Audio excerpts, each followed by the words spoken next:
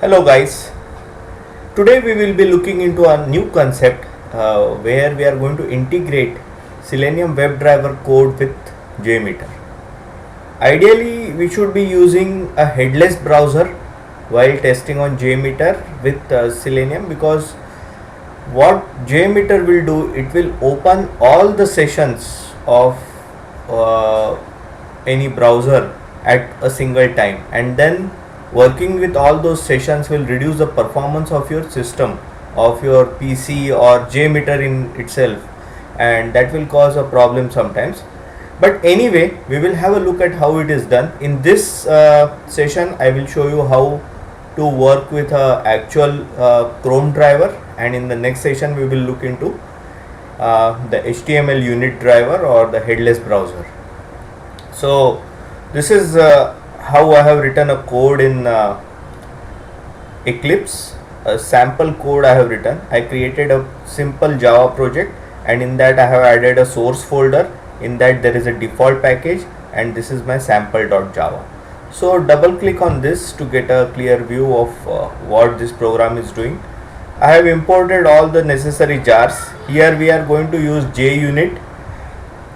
Since we are going to look into a new sampler, that is a JUnit sampler, and for that we will be using JUnit. Since JUnit is compatible with JMeter, then here I am importing various WebDriver files, and I am importing Chrome driver. I have also imported Internet Explorer driver, but that is for a different test that I was doing. So now in this I have created a public class called sample.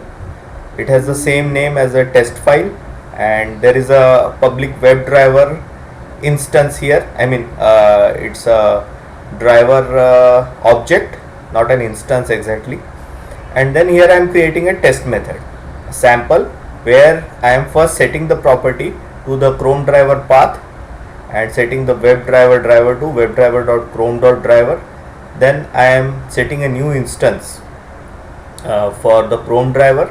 Driver is equal to new Chrome driver. Then I am getting the google.co.in website using driver.get, and then I am creating a string variable called ptitle, and I am moving the title of the home page, which is held by driver object. So it will send something like Google home page or something. So then I am printing the page title onto the console, and then I am quitting the driver. So this is how my code looks. Now what you need to do is, once you have this code ready, just double click again and you get back to the project view. Click on the project, right click on it, save it first, and then do a export.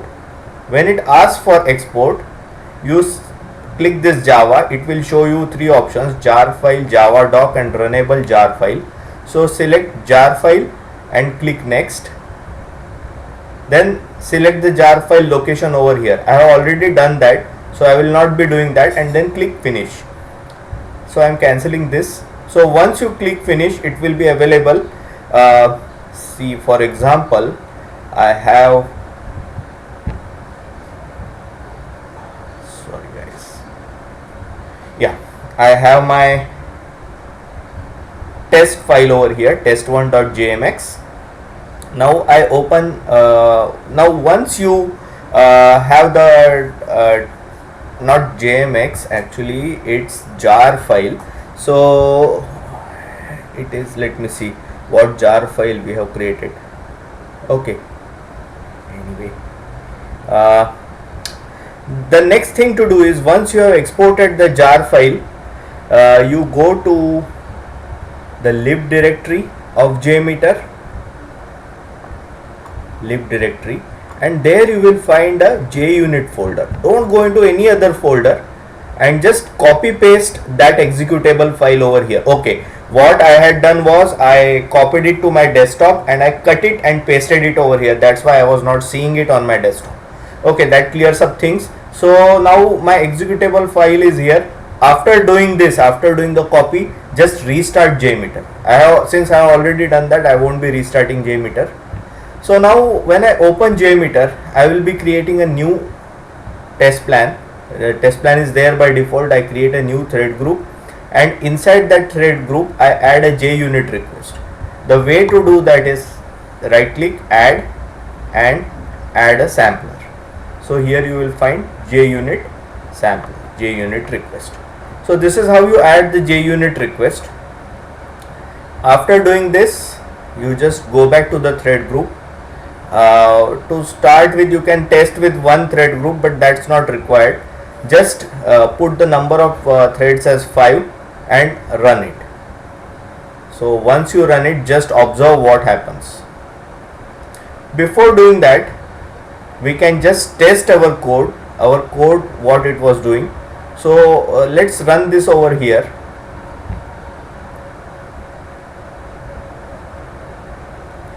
Okay, JUnit test. I am just verifying whether my code is running fine or not.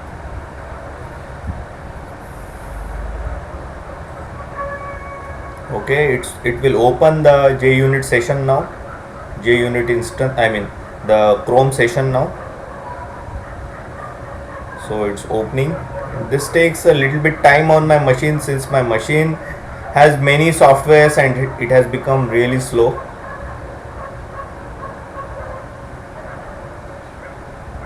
Let's wait now.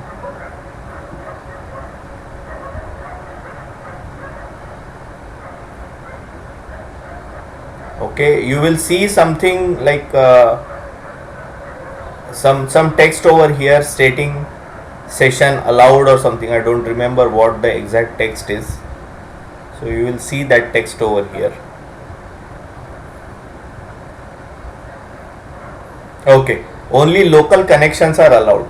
So after this, it will open a new session of Chrome.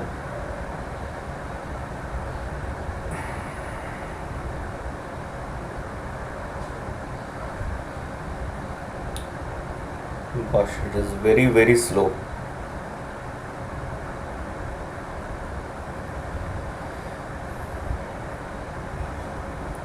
So while this is running, let me explain you how it will work. Okay, it has opened up the session. Now the browser session, whenever I refer to the session, I am referring to the browser session.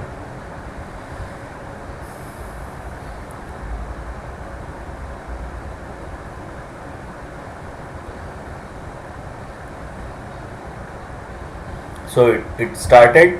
Now it will open the website. Okay, there you go. It has opened the website, and once it renders everything, it will close out the page. Yeah, there you go. The page has closed, so it is green and our test is working fine. So now that we have done all the basic setup, we will run our Selenium WebDriver test through JMeter, giving 5 threads.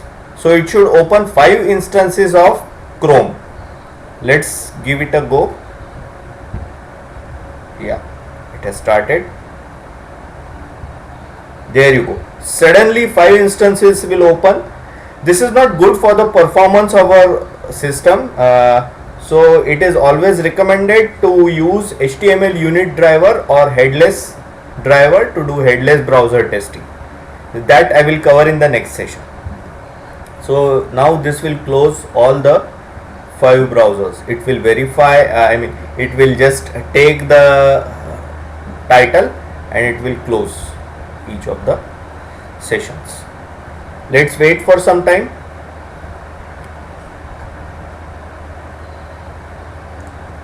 Okay, now I think it is, yeah, it has started closing, and now only 2 sessions are left. There you go, everything is done. Now let's look into the console. What do we have? Okay, there, did you see 5 Google titles have been printed over here? So this is how you test a Selenium WebDriver script using JMeter, and you can increase the number of threads while doing so. So that's about it. In the next session I will be covering the next topic, HTML unit driver. Thank you guys.